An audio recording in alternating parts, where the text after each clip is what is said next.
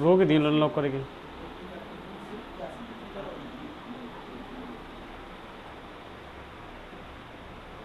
रोक दी video. Hello, good evening सभी छात्रों को एवं राम राम। और जैसा कि हम लोगों ने पिछली क्लासों के अंतर्गत भारत के भौतिक प्रदेशों की बात कर रहे थे, और भारत के भौतिक प्रदेशों के अंतर्गत हम लोगों ने पहला पार्ट पूरा किया था हिमालय पर्वत। उसी भौतिक प्रदेशों के अंतर्गत आज हम लोग नेक्स्ट जो सेकंड पार्ट था भौतिक प्रदेशों का उसकी बात करेंगे। और सेकंड पार्ट कौन सा था, तो वहाँ हम लोग देखेंगे सेकंड पार्ट के अंतर्गत आते हैं उत्तर के विशाल मैदान। सेकंड जो भौतिक प्रदेशों का पार्ट है उसमें हम लोग शामिल करेंगे उत्तर के विशाल मैदानों को। किसको शामिल करेंगे? उत्तर के विशाल मैदानों को। अब देखो, उत्तर के विशाल मैदानों के अंतर्गत हम लोगों को किन चीज़ों के बारे में पढ़ना है, एक बार मैं यही डिस्कस करता हूं कि उत्तर के विशाल मैदानों में किन चीज़ों को। देखो, भारत के अंदर यदि हम लोग बात करें तो 43% भाग पर 43% भाग पर मैदान पाए जाते हैं। कितने भाग पर पाए जाते हैं भारत के अंदर? यदि हम लोग देखें तो 43% भाग मैदानों से कवर्ड है।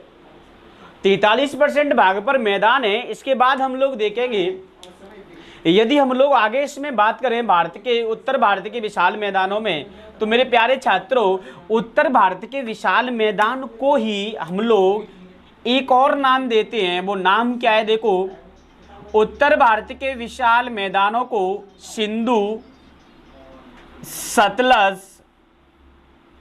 ब्रह्मपुत्र के मैदान भी कहा जाता है। सिंधु, सतलज और ब्रह्मपुत्र के मैदान के नाम से भी जाना जाता है। यानी कि ये नाम क्यों दिया गया? क्योंकि ये उत्तर के विशाल जो मैदान है वह मेरे प्यारे छात्रों सिंधु, सतलज और ब्रह्मपुत्र तीनों नदियों के मध्य स्थित है। यदि हम लोग बात करें तो ये तीनों नदियों के मध्य जो विस्तार है वह उत्तर के विशाल मैदानों का है। अगला पॉइंट देखो, ये जो उत्तर के विशाल मैदान है, ये उत्तर के विशाल मैदान एक तो क्या है, सपाट और समतल हैं। कैसे हैं ये? तो ये सपाट और समतल, इनका क्या है, विस्तार है। समतल भूमि के रूप में इनका विस्तार पाया जाता है। और यदि हम लोग बात करें तो भारत के अंदर लगभग 7.5 लाख वर्ग किलोमीटर पर ये उत्तर के विशाल मैदान पाए जाते हैं। यदि आपसे पूछता है कि उत्तर के विशाल मैदानों का विस्तार या क्षेत्रफल कितना है, तो वह आंसर होगा 7.5 लाख वर्ग किलोमीटर पर उत्तर के विशाल मैदान पाए जाते हैं। अब हम लोग देखेंगे उत्तर के विशाल मैदान जो हैं, उन उत्तर के विशाल मैदानों को हम लोग कई भागों में डिवाइड करके पढ़ते हैं। जैसे हम लोग बात करें उत्तर के विशाल मैदानों के अंतर्गत सबसे पहला जो पार्ट आता है वो आएगा राजस्थान। कौन सा आता है? तो पहला पार्ट आएगा राजस्थान के मैदान। कौन सा होगा? राजस्थान के मैदान। उत्तर भारत के विशाल मैदानों में पहला पार्ट कौन सा हो गया? राजस्थान के मैदान। अगले पार्ट की हम लोग बात करेंगे तो अगला पार्ट कौन सा होगा? तो अगला पार्ट आपको याद रखना है पंजाब और हरियाणा के मैदान। पंजाब हरियाणा के मैदान, क्या कह सकते हैं? पंजाब हरियाणा के मैदान। देखो फिर से एक बार, पहला पार्ट हुआ राजस्थान के मैदान, अगला हुआ पंजाब हरियाणा के मैदान। तीसरा पार्ट देखो इसका, तीसरा पार्ट कौन सा है? तो देखो मेरे प्यारे छात्रों, तीसरा पार्ट में हम लोग जैसे शामिल करें तो तीसरे पार्ट में शामिल करते हैं गंगा के मैदान। किसको शामिल करेंगे? तो तीसरे पार्ट में पढ़ेंगे हम लोग गंगा के मैदान। पहला पार्ट पढ़ा हम लोगों ने, पहले में कौन से हैं? राजस्थान के मैदान। दूसरे पार्ट में कौन से हैं? पंजाब हरियाणा के मैदान। तीसरे पार्ट में कौन से हैं? गंगा के मैदान। यदि हम लोग चौथे पार्ट की बात करें तो फोर्थ पार्ट में शामिल किया जाता है और उनको कहते हैं ब्रह्मपुत्र के मैदान। क्या कहा जाता है? तो इसे कहते हैं ब्रह्मपुत्र के मैदान। जो ब्रह्मपुत्र और उसकी सहायक नदियों के मध्य में पाए जाते हैं, उन मैदानों को हम लोग ब्रह्मपुत्र के मैदानों के अंतर्गत शामिल किया जाता है। मैदानों में 4 देखे, पहला राजस्थान के मैदान, पंजाब हरियाणा के मैदान, गंगा के मैदान, ब्रह्मपुत्र के मैदान।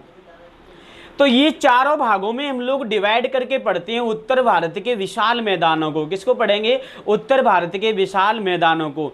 मैं यहाँ राजस्थान के मैदानों की बात करता हूँ पहली बार, एक एक करके पढ़ेंगे। यहीं पर हम लोग देखेंगे कि ये जो मैदान है, इन मैदानों का विस्तार कहाँ से कहाँ तक पाया जाता है। और देखो ये तो हुए ये मैदान, कुछ मैदानों की विविधता के आधार पर भी आप लोगों ने पढ़ा होगा। भूमि की विविधता के आधार पर, मैदानों की विविधता के आधार पर, उसके अंदर पाई जाने वाली मिट्टी की विविधता के आधार पर भी हम लोग इन मैदानों का डिवाइडेशन करते हैं। जो मैदानी क्षेत्र होते हैं, उन मैदानी क्षेत्रों के अंतर्गत जो मिट्टी की विविधता पाई जाती है, यानी कि यदि मैदानों में हम लोग किसकी बात करें, तो मैदानों में विविधता की बात करें, तो मेरे प्यारे छात्रों, मैदानों में विविधता के आधार पर भी कई प्रकार के मैदान पाए जाते हैं। वो कौन कौन से मैदान हैं देखेंगे इधर में। तो उन मैदानों में हम लोग शामिल करेंगे, जैसे आपने पढ़ा होगा सबसे पहले भावर के मैदान। कौन से पढ़े होंगे? भावर के मैदान। उसके बाद आप लोगों ने सुना होगा, अगले आपने देखे होंगे, सुने होंगे तराई के मैदान। कौन से सुने होंगे? तराई के मैदान। ये भी मैदान है। देखो मैदानों में विविधता किसके आधार पर देख रहे हैं, तो वहां आपको याद रखना है मृदा के आधार पर। किसके आधार पर? उन क्षेत्रों में कौन कौन सी मिट्टी पाई जाती है, उस मिट्टी के आधार पर भी ये मैदानों का डिवाइडेशन होता है। बावर हो गया, तराई हो गया। अगला देखेंगे तो देखो एक होता है बांगर के मैदान। कौन से होते हैं? बांगर के मैदान। जैसे बांगर शब्द आया तो एक और मैदान आपको याद आ गया होगा कि सर एक खादर के मैदान भी होते हैं। जब बांगर खादर आ गया तो एक और देखा होगा आपने, रेह होता है। रेह बोलते हैं या ऊसर बोलते हैं या कल्लर बोलती हैं, ये भी एक मैदान है। इसके बाद हम लोग देखेंगे कुछ मैदान होते हैं जो नदियों के कहाँ मिलेंगे, डेल्टाई क्षेत्रों में। तो ये मृदा के विविधता के आधार पर या मैदानों में विविधता के आधार पर भी कुछ मैदान पाए जाते हैं। तो हम लोगों ने देखा कि उत्तर के विशाल मैदान के बारे में लगभग 43% भाग पर मैदान पाए जाते हैं। इसके बाद सिंधु, सतलज, ब्रह्मपुत्र के मध्य के मैदान भी कहलाते हैं। यहाँ हम लोगों ने देखा कि जो उत्तर के विशाल मैदान हैं मेरे प्यारे छात्रों, उनको देखेंगे तो सपाट और ये समतल भूमि के रूप में मिलेंगे आपको। इनका विस्तार कैसा मिलेगा? सपाट होगा या समतल होगा। लगभग 7.5 लाख वर्ग किलोमीटर इनका क्षेत्रफल है। यहीं पर मैं एक और चीज़ आपको बता देता हूँ। RS 2015 या 16 में ये सवाल पूछा गया था कि भारत का भौतिक प्रदेशों में सबसे बड़ा कौन सा भौतिक प्रदेश है। जो भौतिक प्रदेश पढ़ रहे थे तो उसमें हम लोगों ने देखा था कि भारत का इन भौतिक प्रदेशों में सबसे बड़ा भाग कौन सा है, तो अधिकांश स्टूडेंट का आंसर था प्रायद्वीपीय पठार। अधिकांश का आंसर क्या था? प्रायद्वीपीय पठार। लेकिन वास्तव में देखा जाए तो उत्तर भारत के विशाल मैदानों का क्षेत्रफल जो है वो प्रायद्वीपीय पठारों से कहीं ज़्यादा है। जब प्रायद्वीपीय पठार पढ़ेंगे तब भी वहाँ हम लोग बात करेंगे कि प्रायद्वीपीय पठारों का विस्तार कितना है। यहाँ हम लोग बात कर रहे हैं उत्तर के विशाल मैदानों की। अब देखो उत्तर के विशाल मैदानों को हम लोगों ने क्षेत्रीय आधार पर, प्रादेशिक आधार पर, यहाँ हम लोग कह सकते हैं कि ये जो विभाजन हम लोगों ने किया है मेरे प्यारे छात्रों, ये विभाजन इन मैदानों का प्रादेशिक विभाजन है। कैसा विभाजन है? प्रादेशिक विभाजन कह सकते हैं इसको। यदि प्रादेशिक विभाजन के आधार पर देखा जाए तो सबसे पहले हम लोगों ने देखे थे राजस्थान के मैदान, जो राजस्थान में पाए जाते हैं। उसके बाद देखा पंजाब हरियाणा के मैदान, जो पंजाब हरियाणा में पाए जाते हैं। उसके बाद देखा गंगा के मैदान, जो गंगा के मैदान है, तो यहाँ गंगा के मैदानों की बात करेंगे। फोर्थ हम लोगों ने देखा था ब्रह्मपुत्र के मैदान। फिर हमने देखा कि क्या और भी कोई मैदान पाए जाते हैं, तो मैंने आपको बताया कि मैदानों में विविधता पाई जाती है। और आपसे पूछेगा कि ये विविधता में आधार क्या लिया जाता है, तो आप कहेंगे मृदा या मिट्टी के आधार पर। ये प्रादेशिक विभाजन था, क्षेत्र विशेष में मैदान पाए जाते हैं। और ये मैदान की जो विभाजन है ये मिट्टी के आधार पर है। हम लोगों ने मिट्टी के आधार पर पहला देखा भावर के मैदान। हम लोग अभी डिटेल्स में बात करेंगे कि ये भावर के मैदान किन क्षेत्रों में पाए जाते हैं, इनके अंतर्गत क्या फसल की जा सकती है या नहीं की जा सकती है, इनका नेचर या प्रकृति कैसी होती है, ये भी हम लोग बात करेंगे। अगला हम लोगों ने देखा तराई के मैदान, भावर के मैदानों के जस्ट दक्षिण में तराई के मैदान पाए जाते हैं। फिर हम लोग देखेंगे बांगर क्या होता है, फिर अब खादर क्या होता है, रे क्या होता है और डेल्टाई मैदान क्या होता है, तो इनकी हम लोग बात करेंगे। तो एक बार आप लोग सभी इन चीज़ों का स्क्रीनशॉट ले लो, और जो स्क्रीनशॉट लेना नहीं चाहते हैं वो लिख लें, जैसा आपको उचित लगे आप लोग वैसा लिख लिया करो या स्क्रीनशॉट ले लिया करो।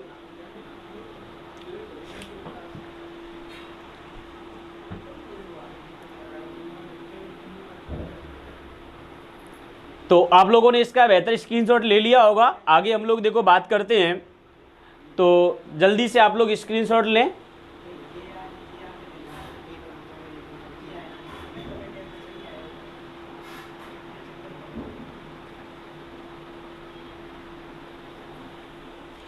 अब हम लोग इसमें से बात करेंगे एक एक मैदान के बारे में। तो यहाँ हम लोग सबसे पहले देखेंगे कि जो राजस्थान के मैदान हैं उनकी बात करेंगे, उसके बाद पंजाब हरियाणा के अंतर्गत जो मैदान पाए जाते हैं उनकी बात करेंगे। एक एक से डिटेल से हम लोग सारी चीज़ों को पढ़ेंगे, क्योंकि हमें ये तो नहीं पता है कि सवाल कहाँ से आएगा। ये कंपटीशन का सिलेबस है, इसमें सिर्फ हम लोग ये लगा सकते हैं कि जितना हो सकता है उस टॉपिक में से उतनी चीज़ों को क्लियर करके चलें।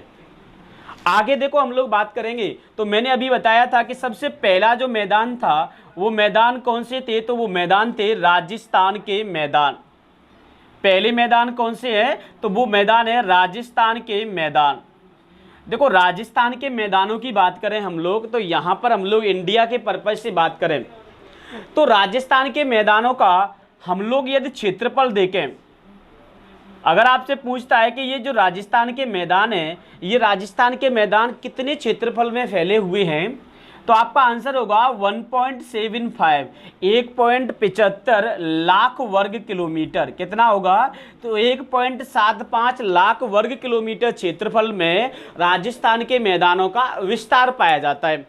अब ये राजस्थान के जो मैदानों का विस्तार है मेरे प्यारे छात्रों, तो यदि हम लोग बात करें कि राजस्थान के मैदान कहां से लेकर के कहां तक फैले हुए हैं, अगर आपसे ये पूछे कि इन मैदानों का विस्तार कहां से कहां तक पाया जाता है, तो आपका आंसर होगा अरावली पर्वत। कौन सा आंसर होगा, तो आपका आंसर होगा कि सर अरावली पर्वत से लेकर, कहां से, अरावली पर्वत से और कहां तक होंगे, तो आपका आंसर होगा कि ये भारत पाकिस्तान सीमा तक। कहां तक होंगे, तो भारत पाक सीमा तक इनका विस्तार पाया जाता है। देखेंगे फिर से फैक्ट, हम लोग कंटेंट की बात कर रहे हैं कि राजस्थान के मैदान का क्षेत्रफल 1.75 लाख वर्ग किलोमीटर है।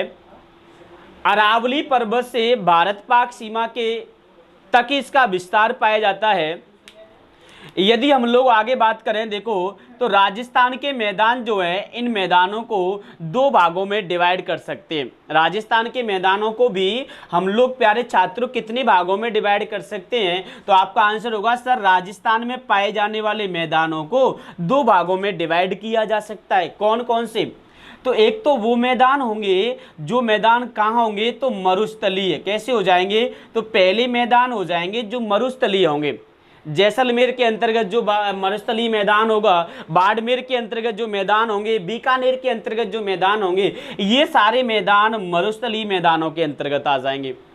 एक और कौन से मैदान होंगे, तो अगला मैदान होगा जिसे हम लोग कह सकते हैं राजस्थान बांगर। क्या कहा जा सकता है, तो अगले मैदान होंगे जिसे हम लोग कहते हैं राजस्थान बांगर। देखेंगे तो राजस्थान के मैदानों को भी मैंने दो भागों में डिवाइड कर दिया।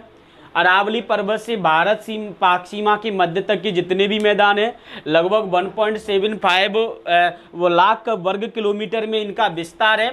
और ये मरुस्थलीय और राजस्थान बांगर हम लोग अभी बात करेंगे, जो हमारी पुरानी जलोढ़ मृदा होती है उसको हम लोग बांगर कहते हैं। तो ये राजस्थान बांगर जो है, इसका विस्तार अधिकांश चंबिल, जैसे चंबिल नदी बेसिन है, जो नदियों के क्षेत्र हैं, बेसिन है, उन क्षेत्रों में इनका विस्तार पाया जाता है राजस्थान में। और यहाँ मरुस्थलीय क्षेत्र मैंने बताई दिए, जितने भी मरुस्थलीय क्षेत्र राजस्थान के अंतर्गत वहाँ पाया जाता है। तो राजस्थान के मैदानों के बारे में पढ़ रहे हैं हम लोग।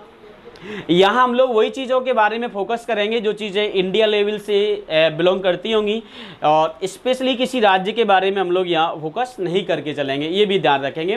तो राजस्थान के मैदान में हम लोगों ने ये 2-3 फैक्ट आपको याद रखना है, बाकी का डिटेल्स में फिर मैं बता रहा हूँ। मरुस्थलीय मैदान वे मैदान होंगे जो कि मरुस्थलीय क्षेत्रों में पाए जाते हैं।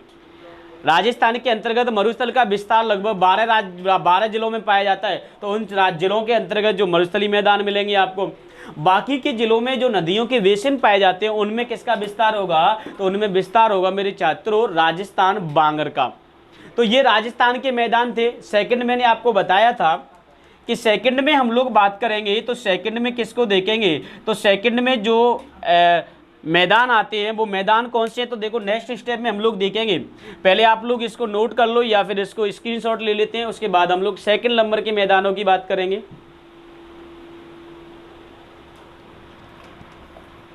तो सेकंड पे हम लोग देखेंगे कि जो पंजाब हरियाणा के अंतर्गत मैदान पाए जाते हैं, ये मैदान थे जो राजस्थान के अंतर्गत हैं।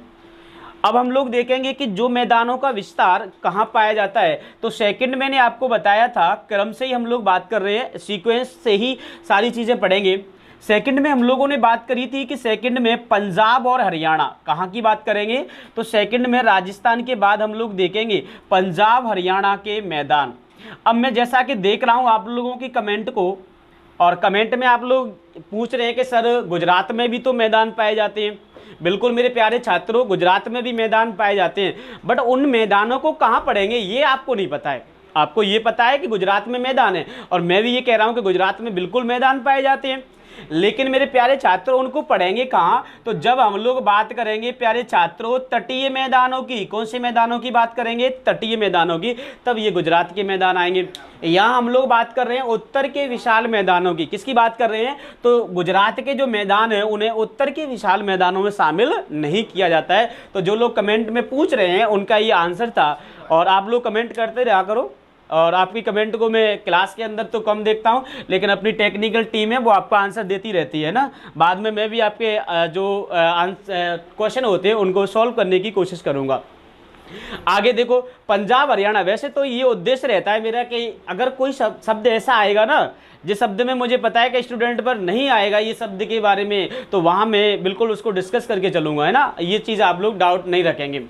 अब देखो पंजाब हरियाणा, पहले तो हम लोग ये देख लेते हैं कि जो पंजाब हरियाणा के मैदान हैं इन मैदानों का विस्तार कहाँ कहाँ पाया जाता है। तो जैसे हम लोगों ने पढ़ा, पहले तो ये पंजाब के अंतर्गत, उसके बाद ये कहाँ मिलेंगे, हरियाणा में, और इन मैदानों का थोड़ा बहुत विस्तार जो है वो दिल्ली के आसपास भी पाया जाता है।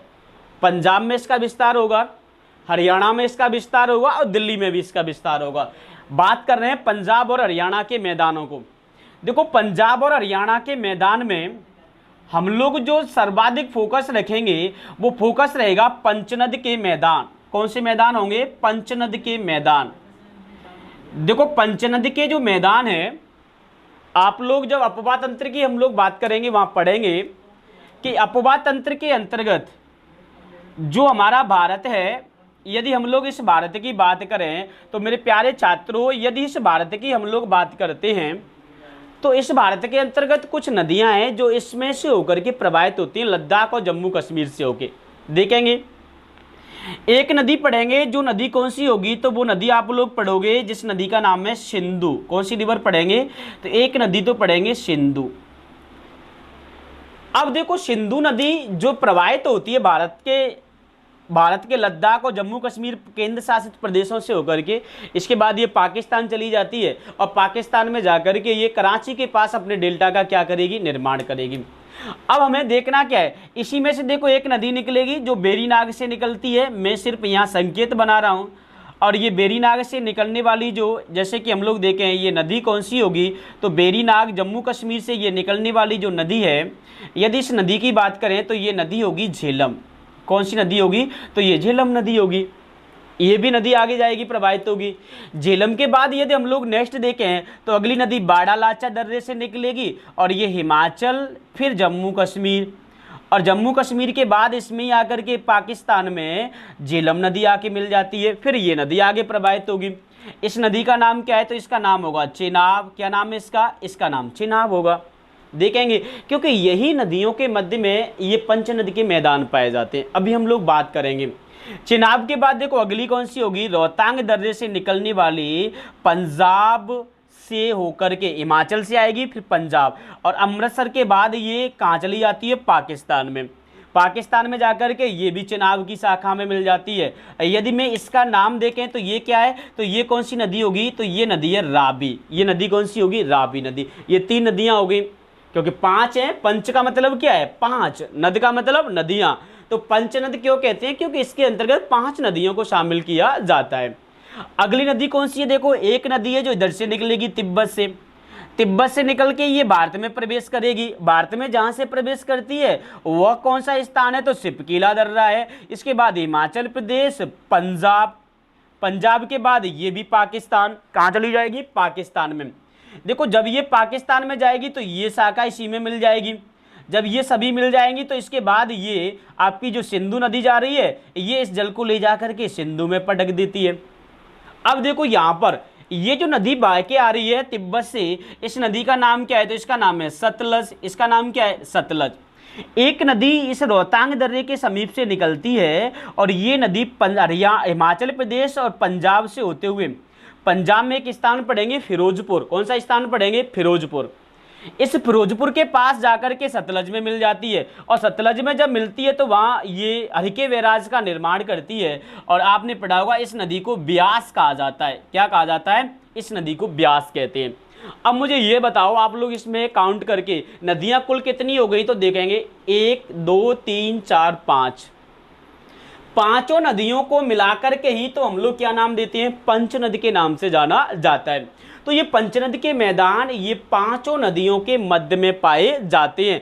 अब इनका विस्तार जैसे हम लोग देखें तो इनका विस्तार पंजाब के अंतर्गत ज्यादा पाया जाता है। आपसे सवाल पूछता है कि पंचनद की नदियां भारत में सर्वाधिक किस राज्य में प्रवाहित होती हैं, तो आपका आंसर होगा कि ये नदियां पंजाब में।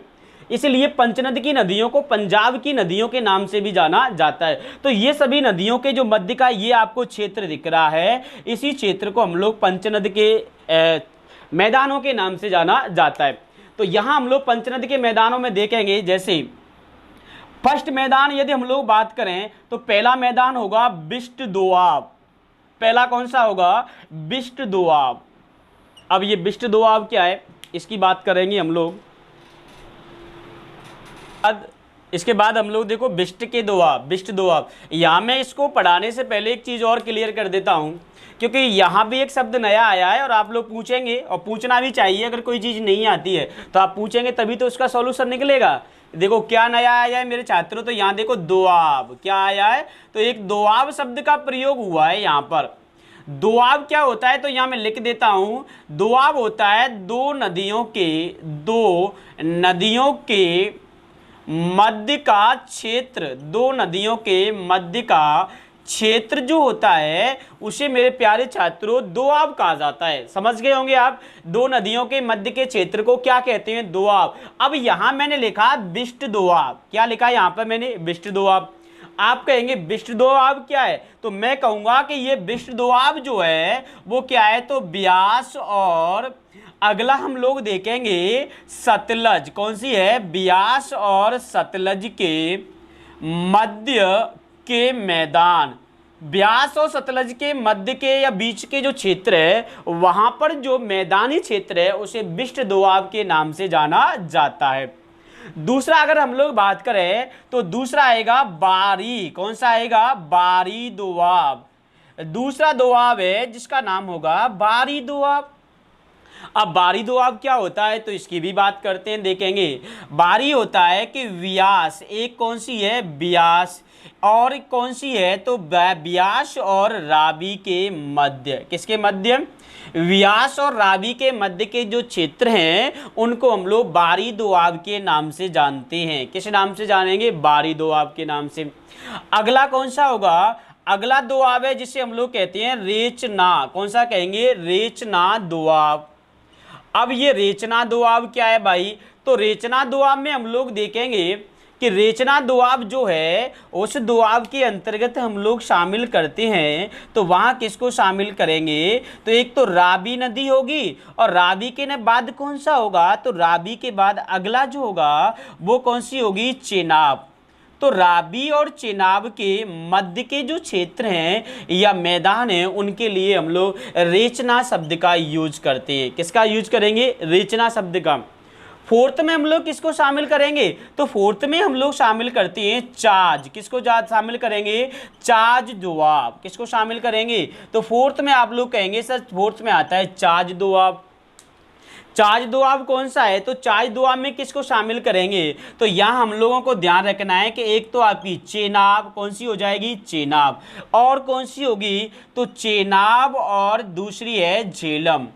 तो चेनाब और झेलम के मध्य के जो दोआब है इसके लिए हम लोग चार शब्द का यूज करते हैं। देखेंगे एक बार, बिष्ट दोआब ब्यास और सतलज के मध्य, बारी दोआब ब्यास और रावी के मध्य, रेचना दोआब रावी और चेनाब के मध्य, चाज दोआब चेनाब और झेलम के मध्य। इसके बाद हम लोग बात करेंगे और कौन सा है? तो पांचवें में हम लोग देखेंगे, पांचवें में जिसको शामिल करते हैं उसे कहते हैं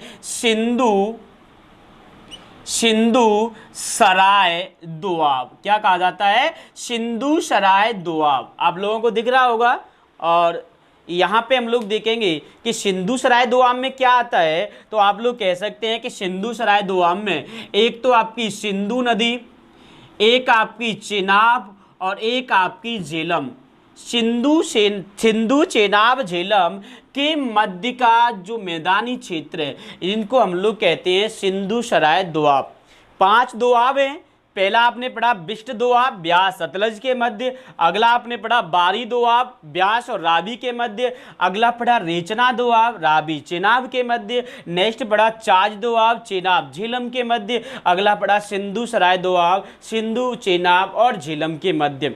और इसके अलावा देखेंगे तो पंजाब हरियाणा में और कौन से अगर मानो मैदान पाए जाते हैं तो वहाँ आप लोगों को याद रखना है। देखेंगे एक और मैदान आपको याद रखना है। वो मैदान कौन से हैं? तो वो मैदान है रोपड़ के मैदान। कौन से मैदान है मेरे छात्रों? रोपड़ के मैदान। सतलज नदी के द्वारा इनका क्या होता है? निर्माण होता है।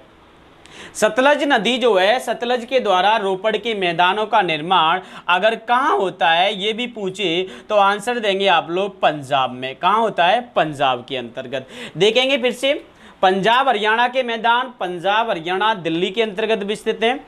इसके बाद इनका विस्तार इन राज्यों में मुख्य रूप से रोपड़ के मैदान सतलज के द्वारा पंजाब में बनाए जाते हैं। कहाँ बने हैं ये? तो इनका निर्माण पंजाब में सतलज नदी के द्वारा किया गया है। पंचनद के मैदान सिंधु और उसकी 5 सहायक नदियों के द्वारा। पहला हमने देखा बिष्ट दोआब व्यास सतलज के मध्य के दोआब, दूसरा देखा बारी दोआब व्यास रावी के मध्य दोआब, तीसरा रेचना दोआब रावी चेनाब के मध्य, चौथा चाज दोआब चेनाब झेलम के मध्य, पांचवा सिंधु सराय दोआब और ये सिंधु चेनाब झेलम के मध्य। और दोआब क्या होता है वो चीज मैंने यहाँ लिख दिया। दोआब अगर किसे कहते हैं ये भी आपके अंदर डाउट हो तो दोआब किसे कहा जाता है? 2 नदियों के मध्य के क्षेत्र को। इधर मैंने चित्र से भी बता दिया।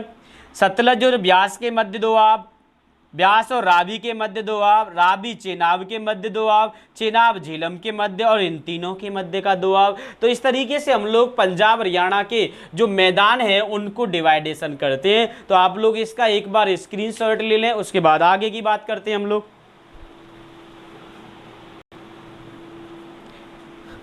तो आगे हम लोग देखेंगे तो इसका आप लोगों ने स्क्रीनशॉट ले लिया होगा। अब देखो पंजाब हरियाणा के मैदानों के बाद अगर हम लोग बात करें तो इसके बाद देखेंगे तो इसके बाद देखो अभी आप लोगों ने इसका स्क्रीनशॉट ले लिया होगा। स्क्रीनशॉट लेने के बाद अब देखेंगे हम लोग तो ये पंजाब हरियाणा के मैदान थे। किसके मैदान है? तो आप लोग कहेंगे कि सर पंजाब और हरियाणा में। तो यहाँ मैंने चित्र से भी बताया आप लोगों को किन किन नदियों के मध्य और ये भी बता दिया कि कौन कौन नदियों के मध्य किस नाम से उनको जाना जाता है। तो ये सारी चीज़ें आप बेटर तरीके समझ गए होंगे। तो लो आगे की बातें करते हैं हम लोग। आगे देखेंगे आगे कौन से हैं। तो देखो तीसरा मैंने बताया था, तीसरा जो डिवाइडेशन किया था उस तीसरा था गंगा के मैदान। कौन से मैदान थे? तो तीसरे थे गंगा के मैदान। इनकी बात हम लोग एक बार अपवाद तंत्र में भी पढ़ेंगे, जब नदियां पढ़ेंगे तब भी देख लेंगे। देखो गंगा के मैदान जो है गंगा नदी के आसपास जो मैदान पाए जाते हैं, यदि हम लोग उसकी बात करें तो गंगा के मैदानों में देखेंगे कि गंगा के मैदानों को तीन भागों में डिवाइड करेंगे। इनके अगर हम लोग पार्ट ऑफ देखें तो इनके पार्ट कितने, 3 पार्ट हैं। देखेंगे कौन कौन सी। सबसे पहले देखेंगे ऊपरी गंगा के मैदान। पहले कौन से हो जाएंगे, ऊपरी गंगा के मैदान। और ऊपरी गंगा के जो मैदान है, यदि हम लोग इसकी बात करें दूसरे में हम लोग देखेंगे तो दूसरे कौन से होंगे, तो दूसरा हो जाएगा मध्य गंगा के मैदान। दूसरे कौन से होंगे, मध्य गंगा के मैदान। और यदि हम लोग तीसरे की बात करें, तीसरे कौन से होंगे, तीसरे होंगे निम्न गंगा के मैदान। तीसरा कौन सा होगा, निम्न गंगा के मैदान। यहां हम लोग बात करें कि ऊपरी गंगा के मैदानों का विस्तार शिवालिक के गिरपादों में पाया जाता है। इसका विस्तार उत्तराखंड के अंतर्गत पाया जाता है। इसका विस्तार उत्तर प्रदेश में भी पाया जाता है। पश्चिमी उत्तर प्रदेश कह सकते हैं वैसे क्या, मुख्य रूप से ऊपरी गंगा के मैदानों में। यदि हम लोग मध्य गंगा के मैदानों की बात करें तो ये मध्य गंगा के मैदान अगर हम लोग देखें तो पूर्वी उत्तर प्रदेश में इसका विस्तार है। मुख्य रूप से इसका विस्तार मेरे प्यारे छात्रों बिहार के अंतर्गत और झारखंड के अंतर्गत पाया जाता है। यदि हम लोग बात करें तो मध्य गंगा के मैदान पूर्वी उत्तर प्रदेश, बिहार और झारखंड के अंतर्गत। इसी मध्य गंगा के मैदानों में हम लोग शामिल कर सकते हैं जैसे कोसी नदी मैदान। किसको शामिल कर सकते हैं, कोसी नदी मैदानों को। यहां हम लोग देख सकते हैं जैसे रामगंगा नदी के मैदान। किसके देखेंगे, तो रामगंगा के जो मैदान है उनको शामिल कर सकते हैं। यहां हम लोग इनको शामिल कर सकते हैं।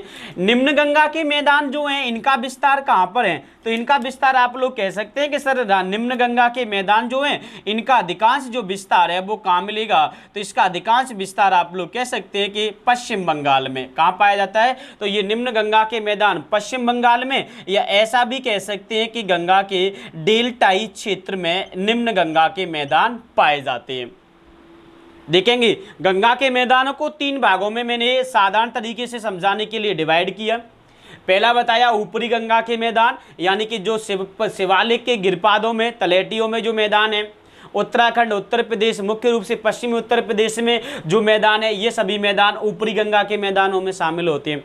यानी कि रामगंगा नदी के मैदान है या फिर घाघरा नदी के मैदान है, मुख्य रूप से इनको शामिल कर लेते हैं हम लोग। यदि मध्य गंगा के मैदानों में देखें तो ये पूर्वी उत्तर प्रदेश और बिहार और झारखंड में पाए जाते हैं। इसमें आप लोगों को एग्जाम्पल में देख सकते हैं कोसी नदी के द्वारा जो मैदानों का निर्माण होता है वो मध्य गंगा के मैदानों में आ जाता है। तीसरा अगर हम लोग देखें तो निम्न गंगा के मैदान है। मेरे प्यारे छात्रों, निम्न गंगा के मैदानों का अधिकांश विस्तार पश्चिम बंगाल में, यानी कि गंगा नदी के डेल्टाई क्षेत्रों में जो मैदान है वह कौन से होंगे, निम्न गंगा के मैदान होंगे। तो ये गंगा के मैदानों के बारे में हम लोगों ने बात करी थी। इसके बाद देखो फोर्थ जो मैंने आपको बताया था कि फोर्थ में कौन से आते हैं, तो वहां हम लोगों ने देखा था कि फोर्थ में आते हैं ब्रह्मपुत्र के मैदान। किसके मैदान आते हैं, तो पांचवा जो पार्ट, फोर्थ जो चौथा पार्ट था इसका, वो था ब्रह्मपुत्र के मैदानों का। किसका पार्ट है, ब्रह्मपुत्र के मैदानों का। सभी लोग एक्टिव, जैसे मैं एक्टिव हूं ना वैसे आप लोग एक्टिव रहा करो। ये जिंदगी है यार, इसमें कुछ भी नहीं है। आप लोग जितना कुछ कर सकते हैं उतना ही कम है। इस शरीर को आप लोग जितना कष्ट देंगे, कहते हैं ना कि लोहे को गर्म होने के लिए उसका इंतजार नहीं करना चाहिए, बल्कि लोहे को उतना पीटो कि वो खुद गर्म हो जाए।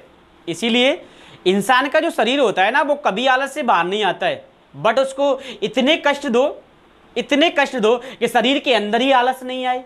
2 चीजें होती हैं, एक तो शरीर से आलस को बाहर करना है तो कभी नहीं कर सकते, लेकिन शरीर में आलस आए नहीं तो हम लोग कर सकते हैं कि शरीर को कष्ट दो। इस शरीर का होने जाने वाला कुछ नहीं है। सबको पता है कि जब व्यक्ति मरता है तो उसके बाद शरीर को जला दिया जाता है, उसके साथ कुछ नहीं जाता है। तो शरीर से जितना काम ले सकते हो उतना लो। आप ऐसे मत किया करो कि आप लेटे लेटे हैं फिर पढ़ रहे हैं, नहीं। जैसे आपकी क्लास का टाइम हुआ तुरंत बैठ कर के किताब नोट्स वगैरह लेकर के रख करके, पेन कॉपी सब एकदम रेडी। 1 घंटे की क्लास भी नहीं होती है, 50-45 मिनट की क्लास होती है। उस क्लास के सारे मैटर को लिख लो। इस क्लास के सभी क्लास, जितनी क्लास लेते हैं तो उससे अच्छा तो कुछ हो ही नहीं सकता है ना। तो आप लोग इस चीज़ का ध्यान रखा करो। जैसा कि मैं देखता हूँ आप लोग कभी कभी क्या है, सो जाते हैं। सोना नहीं है आप लोगों को, सभी लोग इधर ही ध्यान दिया करो, जो पढ़ रहे हैं ना उस पर ध्यान दिया करो, काम यही आएगा। देखो ब्रह्मपुत्र के मैदान, ब्रह्मपुत्र के मैदान यदि हम लोग बात करें तो देखो मेरे प्यारे छात्रों, ब्रह्मपुत्र के मैदानों को ही हम लोग किस नाम से जानते हैं, तो इनको एक नाम और दिया जाता है। नाम कौन सा दिया जाता है, तो इन्हीं मैदानों को या करके देखें तो इसी मैदान को हम लोग असम के मैदान कहते हैं। कौन से मैदान कहते हैं, असम के मैदान कहा जाता है। और इसलिए ये मैदान अधिकांश मुख्य रूप से सर्वाधिक जो क्षेत्र में देखें तो ये असम के अंतर्गत पाए जाते हैं। ब्रह्मपुत्र नदी के आसपास के जो भी मैदान आपको दिखेंगे वह सभी ब्रह्मपुत्र के मैदान या असम के मैदान होंगे। तो हम लोगों ने प्रादेशिक के आधार पर मैदानों को, उत्तर भारत के विशाल मैदानों को 4 भागों में बांटा। मेरे प्यारे छात्रों, पहला भाग हम लोगों ने देखा था और पहले भाग में राजस्थान के मैदानों को शामिल किया। राजस्थान के मैदान लगभग 1.75 लाख वर्ग किलोमीटर पर उनका विस्तार था। अरावली पर्वत से लेकर के और भारत पाकिस्तान सीमा तक ये पाए जाते हैं। इसलिए इनको 2 भागों में डिवाइड कर लेते हैं, एक मरुस्थलीय क्षेत्र के अंतर्गत पाए जाने वाले और एक राजस्थान के अन्य भागों में, मरुस्थलीय क्षेत्र में पाए जाने वाले मरुस्थलीय मैदान और अन्य भागों में पाए जाने वाले राजस्थान बांगर मैदान। दूसरा पड़ा पंजाब हरियाणा के मैदान। देखो रिवाइज करा रहा हूं, बोलो सभी लोग, है ना, आवाज आनी चाहिए मेरे तक कि हाँ आप लोग बोल रहे हैं। अब हम लोग अगर फेस टू फेस नहीं है तो आप कमेंट ऐसे लगनी चाहिए कि वास्तव में स्टूडेंट पढ़ रहा है, कमेंट पर कमेंट आनी चाहिए ना, सभी लोग ऐसे पढ़ा करो। जैसे अब अगर हम लोग नेक्स्ट देखें तो पंजाब हरियाणा के मैदान, पंजाब हरियाणा के मैदानों में हम लोगों ने देखा था एक तो रोपड़ के मैदान, सतलज नदी पंजाब में बनाती है, एक पंचनद की शाखाओं के मैदान। पंचनद में हम लोगों ने देखा सिंधु, सतलज, झेलम, ब्यास, रावी, इन सभी नदियों के मध्य के क्षेत्र को हम लोग क्या कहते हैं, तो वो भी मैदान है। किन्हीं 2 नदियों के मध्य के क्षेत्र को मेरे ढक्कन क्या कहते हैं, तो आंसर होगा उसका दोआब। क्या कहते हैं, तो किन्हीं भी 2 नदियों के मध्य के क्षेत्र को तो आंसर होगा आप लोगों का दोआब कहते हैं सर, इसलिए मैंने यहां 5 दोआब बताए। पहला दोआब कौन सा बताया, बिष्ट दोआब, व्यास और सतलज के मध्य। दूसरा कौन सा बताया, बारी, बारी का मतलब व्यास और रावी के मध्य। तीसरा कौन सा बताया, तीसरा बताया रेचना, रेचना का मतलब रावी और चिनाब के मध्य। चौथा बताया चाज दोआब, चेनाब और झेलम के मध्य। 5वां बताया सिंधु सराय दोआब, सिंधु, झेलम और चिनाब के मध्य के दोआब को सिंधु सराय दोआब के नाम से जानते हैं। इसके बाद हम लोगों ने पढ़ा गंगा के मैदान। गंगा के मैदान को कितने भागों में बांटा, 3 भागों में। ऊपरी गंगा के मैदान शिवपालिक के गिरपादों में, उत्तराखंड उत्तर प्रदेश में रामगंगा के मैदान। देखो यहाँ एक बेस्ट चीज और मैं बता देता हूँ, इसी में हम लोग पढ़ सकते हैं, आपने पढ़ा होगा कि एक दोआब यहाँ भी पाया जाता है, गंगा यमुना दोआब। क्या कहलाता है, गंगा यमुना दोआब, इसमें ही होगा। ये भी गंगा और यमुना नदियों के मध्य दोनों समानांतर रूप से बहती हैं। उसके बाद मध्य गंगा पूर्वी उत्तर प्रदेश, बिहार, झारखंड में कोसी नदी के मैदान। तीसरा हम लोगों ने देखा निम्न गंगा के मैदान पश्चिम बंगाल या डेल्टाई क्षेत्र में। और चौथा देखा ब्रह्मपुत्र के मैदान या असम के मैदान, जो कि असम के अंतर्गत या ब्रह्मपुत्र नदी के आसपास इनका विस्तार पाया जाता है।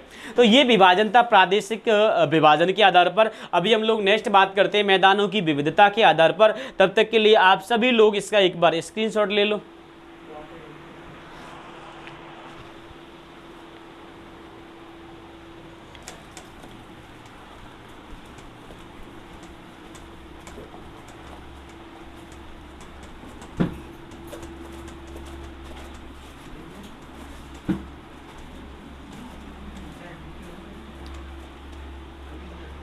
और सभी लोग बताओ पढ़ाई कैसी चल रही है, कमेंट करके। सब बढ़िया चल रहा है ना, सब कोरोना से बच के रहो भाई, सब पढ़ाई करो अच्छे से अच्छे तरीके से। सब टीचर आपके लिए कर रहे हैं, सब टीचरों की क्लास लिया करो, जो भी आपको जहां अच्छा लगे वहां क्लास लिया करो, पढ़ाई करो बेस्ट तरीके से, है ना। सबको सिलेक्शन लेना है, सिलेक्शन नहीं तो कुछ भी नहीं। अपना टारगेट क्या रहना चाहिए कि अगर सिलेक्शन नहीं तो कुछ भी नहीं। इस तरीके से आप लोगों को पढ़ाई करनी है और सभी लोग पढ़ाई करो बहुत बेटर तरीके से। ऑलवेज कीप स्माइल, हमेशा हंसते रहो, हंसते हंसते पढ़ाई करो, जिससे कि आप लोगों को अपनी ज़िंदगी कभी बोरिंग फील नहीं होगी, है ना। सब लोग पढ़ाई करो। कहते ना शिक्षा वह शेरनी का दूध है बेटा, जो जितना पिएगा वो उतना दाढ़ेगा, है ना। तो आप लोग सब पढ़ाई करो। और जो ऐसा नहीं है कि आप पढ़ने से चलो नौकरी नहीं लगी तो कोई बड़ी समस्या नहीं है बेटा, अगर बढ़िया पढ़ जाओगे ना तो आपके लिए नौकरी से बेटर ऑप्शन मिलेंगे ना, काफ़ी सारे ऑप्शंस हैं अगर पढ़ गए तो, और नहीं पढ़े तो फिर कोई ऑप्शन नहीं बचता है ना। अब देखो यहाँ अगर हम लोग बात करें तो मैदानों की, अगर हम लोग बात करें, देखो मैदानों की विविधता, मैदानों की विविधता के बारे में बात करें, और मैदानों की विविधता में यदि हम लोग देखेंगे तो पहले हम लोग देखेंगे मृदा के आधार पर। किसके आधार पर? जो मिट्टी है, इस मिट्टी के आधार पर भी मैदानों में विविधता पाई जाती है। जैसा कि मैंने अभी शुरुआत में एक चित्र बनाया था, वहाँ सभी लिखे थे, उनमें से मैं कुछ की बात यहाँ कर लेता हूँ, फिर हम लोग नेक्स्ट देखेंगे। देखो यहाँ सबसे पहले मैंने बताया था, पहला था भाबर। कौन सा था? भाबर। दूसरा मैंने बताया था कि दूसरा कौन सा, देखो पहला तो हो गया भाबर, और दूसरा कौन सा था? तो दूसरा मेरे प्यारे छात्रों कौन सा था? तो दूसरा आप लोग कहेंगे कि सर दूसरे में आप लोगों ने बताया था तराई। कौन से बताए थे? तो दूसरे थे तराई के मैदान। देखेंगे इधर सभी लोग, पहला है तराई भाबर और दूसरा है तराई। आप लोग इस तरीके से देखेंगे सभी इधर। यदि मैं भाबर की बात करूं तो देखो भाबर के जो मैदान है, इनका जो विस्तार है वह विस्तार शिवालिक पर्वत, कौन सा है? शिवालिक के गिरपादों में पाया जाता है। गिरपाद क्या होते हैं सर? गिरपाद होते हैं कि शिवालिक के तलहटियों में, दक्षिण में भाबर के मैदानों के विस्तार पाए जाते हैं। मेरे प्यारे छात्रों, ये 8 से 16 किलोमीटर, 8 से 16 किलोमीटर की चौड़ाई में इनका विस्तार है। कितनी चौड़ाई में? 8 से 16 किलोमीटर की चौड़ाई में भाबर के मैदानों का विस्तार पाया जाता है। जब नदियां हिमालय से निकलती हैं, जब नदियां हिमालय से निकलती हैं तो भाबर के मैदानों में आकर के, इन क्षेत्रों में आकर के विलुप्त हो जाती हैं। क्या हो जाती हैं? विलुप्त हो जाती हैं। इसका मतलब है ऐसे भी तो कह सकते हैं कि इन क्षेत्रों में नदियां, क्या नदियां जो हैं वो क्या हो जाती हैं? विलुप्त हो जाती हैं। और नदियां विलुप्त हो जाती हैं। यदि हम लोग देखें तो भाबर के जो मैदानी क्षेत्र होते हैं, इनका प्रयोग कृषि कार्यों में, कौन से कार्यों में? कृषि कार्यों में नहीं किया जाता है, या ये क्षेत्र ऐसे भी लिख सकते हैं, कृषि कार्यों के लिए उपयुक्त नहीं है। कृषि कार्यों के लिए उपयुक्त नहीं है। 4 पॉइंट आपको याद रखने हैं। देखो भाबर के क्षेत्र शिवालिक के गिरपादों में, दक्षिणी पार्ट में पाए जाते हैं। 8 से 16 किलोमीटर चौड़ाई वाली पट्टी है जो भाबर के क्षेत्र है। नदियां यहां आकर के विलुप्त हो जाती हैं, डूब जाती हैं। इसका मतलब है यहाँ कृषि कार्य जो हैं वो बहुत कम होते हैं, यानी कि ये कृषि कार्यों के लिए उपयुक्त नहीं है। जबकि इसकी तुलना तराई से करें तो देखो मेरे प्यारे छात्रों, तराई के जो मैदान हैं, ये मैदान अगर हम लोग कहें तो भाबर के दक्षिण में पाए जाते हैं, तो भाबर के दक्षिण में विस्तृत हैं। इनका विस्तार कहाँ पर है? तो ये भाबर के दक्षिण में विस्तृत हैं। कौन से? तराई के मैदान। यदि हम लोग देखें तो ये जो मैदान है ये 30 से 35 किलोमीटर की चौड़ाई में पाए जाते हैं। इनका विस्तार कितना है? 30 से 35 किलोमीटर की चौड़ाई में तराई के मैदानों का विस्तार। अब यहाँ देखो, यहाँ जो नदियाँ विलुप्त हो गई थी, यहाँ जो नदियाँ विलुप्त हो गई थी, आपको याद रखना है कि तराइयों में आकर के जो नदियां हैं, तो नदियां धरातल पर पुनः निकल आती हैं। नदियां धरातल पर पुनः निकल आती हैं, ये आपको याद रखना है। अब मुझे ये बताओ कि जब नदियां पुनः धरातल पर निकलेंगी तो वहाँ जो क्षेत्र होगा वो कैसा होगा? यहाँ नदियाँ विलुप्त हो गई, जब नदियाँ पुनः धरातल पर निकलेंगी तो आपने एक कमीज करो, गाँवों में देखा होगा कि कभी कभी पानी धरातल के नीचे चला जाता है और फिर से वह जहां से पुनः बाहर निकलता है। तो मेरे प्यारे छात्रों, अगर आपसे लिंक हो गया तो सभी लोग आंसर दो। जब वो पुनः बाहर निकलता है तो क्या आपने देखा नहीं ऐसा कि वहां पर दलदली क्षेत्र बन जाता है? क्या बन जाता है? तो ये दलदली क्षेत्र है। कैसा क्षेत्र है? दलदली क्षेत्र है। कैसे बना? जब नदियां धरातल पर पुनः निकलती हैं तो वहां दलदली क्षेत्र का निर्माण हो जाता है। तो ये दलदली क्षेत्र होंगे तराई के मैदान। अब मुझे ये बताओ कि दलदली क्षेत्रों का प्रयोग कृषि कार्य के लिए कर सकते हैं? तो बिल्कुल कर सकते हैं, बट एक प्रक्रिया आपको याद रखनी है कि वनों को साफ करके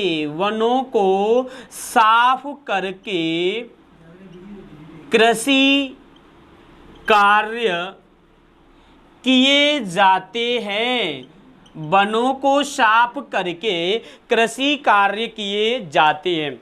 दोनों में अंतर याद रहेगा कि नहीं रहेगा? आज के बाद बाबर पूछेगा तो शिवालिक के गिरपादों में पाए जाते हैं, जहां नदियां विलुप्त हो जाती हैं। 8 से 16 किलोमीटर लंबी चौड़ी पट्टी है, ये कृषि कार्यों के लिए प्रयोग नहीं होता। तराई के मैदान भाबर के दक्षिण में है। कभी कभी पूछता है कि तराई के मैदानों का विस्तार कहाँ पर है, तो ये नहीं देगा, डायरेक्ट वो शिवालिक के दक्षिण में भी दे सकता है। तो ये भाबर के दक्षिण में भी कह सकते हैं, या ऐसा भी लिखा मिल सकता है शिवालिक के दक्षिण में। क्या लिखा मिल सकता है? तो शिवालिक के दक्षिण में भी लिखा मिल सकता है। घबराने की बात ही नहीं है, धैर्य रखो, चीज़ें सब क्लियर होती चलेंगी। तराई के मैदान 30 से 35 किलोमीटर चौड़ी पट्टी में पाई जाती हैं। नदियां धरातल पर फिर से निकल आती हैं, इसलिए दलदली क्षेत्र का निर्माण होता है और वनों को साफ करके कृषि कार्य किए जा सकते हैं। और तराई के मैदानों में मुख्य रूप से चावल या धान की खेती सर्वाधिक मात्रा में होती है। कि कौन सी खेती? धान की खेती। तो आप सभी लोग एक बार भाबर और तराई के मैदानों का स्क्रीनशॉट लें, उसके बाद हम लोग और बात करते हैं। तो 2-3 पॉइंट और रह गए हैं।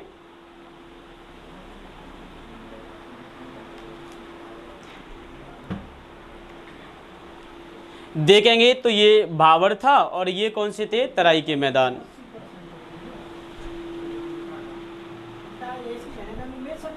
देखो इसके बाद 2-3 पॉइंट और हैं, तो इसकी और हम लोग बात कर लेते हैं। और वो पॉइंट कौन से? देखो ये आप लोगों को ये सारी चीज़ें मैं जो पढ़ा रहा हूँ ना, अभी चित्र मैंने शुरुआत में बनाया था, अगर आप लोगों ने बना लिया होगा तो आपके सामने होगा। और आपके सामने तो पेज पलट के देखो भाई सभी, है ना? अगर आप लोगों ने बनाया होगा तो वो चित्र आपके सामने होगा, पेज पलट के देखो। उसमें मैंने बताया था भाबर और तराई। अगला कौन सा था? देखो अगला हम लोगों ने देखे थे, उसके अंदर एक थे जिसका नाम था बांगर। क्या नाम था एक का? एक तो थे बांगर के मैदान, एक था जिसका नाम क्या था? एक थे खादर के मैदान। एक कौन से थे? खादर। बांगर और खादर की बात करें तो ये दोनों जलोढ़ मिट्टी से बनने वाले मैदान है। जलोढ़ मिट्टी पढ़ेंगे तब भी इनको पढ़ेंगे, जब मिट्टियों की बात करेंगे तब भी ये बांगर खादर आएंगे। बांगर क्या होता है तो देखेंगे, जो मिट्टी पुरानी होती है, कैसी होती है? हम लोग कह सकते हैं कि जो पुरानी जलोढ़ मृदा, क्या है? पुरानी जलोढ़ मृदा का जो जमाव होता है, इस जमाव से बनने वाले जो मैदान होते हैं वो बांगर के मैदान कहलाते हैं।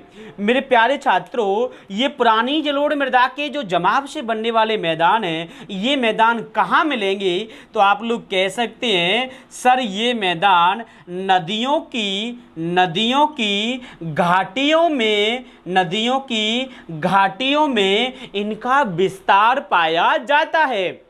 नदियों की घाटियों में इनका विस्तार पाया जाता है। जबकि अगर हम लोग देखें खादर जो होता है वह क्या होता है? तो ये नवीन जलोढ़ मृदा का विस्तार, नवीन जलोढ़ मृदा का जो जमाव होता है मेरे प्यारे छात्रों, इससे बनने वाला जो मैदान होगा वह खादर कहलाता है। क्या कहलाता है? खादर कहलाता है। देखेंगे फिर से, पुरानी जलोढ़ मृदा का जमाव बांगर के मैदान, नदियों की घाटियों में।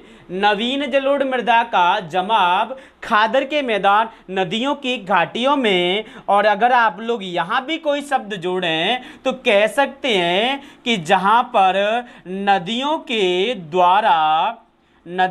द्वारा बाढ़ पाती है, यानी कि नदियों के द्वारा बाढ़ प्रभावित क्षेत्रों में। कहाँ होगा ये? नदियों के द्वारा बाढ़ प्रभावित क्षेत्रों में इनका विस्तार पाया जाता है। तो ये बांगर और खादर। इसके अलावा देखो तीसरा शब्द मैंने वहां जोड़ा था रेय। तीसरा कौन सा था? रेय जो था। रेय की भी हम लोग बात करते हैं। यदि मान लो मेरे प्यारे छात्रों किसी क्षेत्र में मृदा या मिट्टी के अंतर्गत माना कि नमक के कण पाए जाते हैं, वहां नमकीन मृदा जो होती है उस नमकीन मृदा से, किससे भाई? नमकीन मृदा से। कौन सी मृदा से? नमकीन मृदा से बनने वाले जो मैदान हैं, इन मैदानों को हम लोग क्या कहते हैं? तो इन मैदानों को रेय के मैदान कहा जाता है।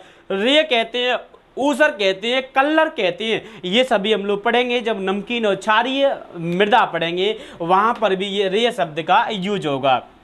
नेक्स्ट मैंने आपको बताया था कि नेक्स्ट कौन सा है, तो वो मैंने बताए थे कि जो डेल्टाई क्षेत्रों के मैदान होते हैं, नदियों के द्वारा डेल्टाई क्षेत्रों में जो दलदली भूमि के द्वारा मैदानों का निर्माण होता है, उन मैदानों में डेल्टाई क्षेत्र के मैदान, पीठ मृदा का यहाँ विस्तार पाया जाता है।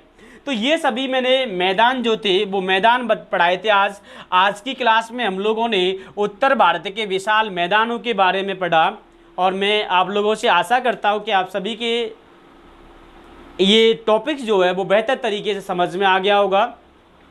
और अगर इसमें फिर भी कोई आप लोगों को डाउट है, कहीं कोई समस्या है, तो आप लोग कमेंट करके, क्योंकि कमेंट में लाइव क्लास के साथ साथ देख नहीं पाता हूं, क्योंकि मोबाइल जो है वो मुझसे दूर रहता है और पढ़ाते समय में मोबाइल को पास नहीं रखता हूं। ये मेरी कुछ आदतें हैं।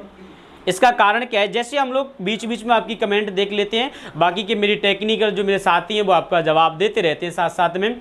बस आप लोग अच्छे से इसी रिदम के साथ कंटिन्यूटी बनाए रखें, पढ़ते रहें इन क्लासों को। साथ ही साथ और भी क्लासें आपको मिल रही हैं, सारी क्लासों को पढ़ो। कहीं से भी आपको अगर कंटेंट मिल रहा है तो वहाँ से कंटेंट को लो।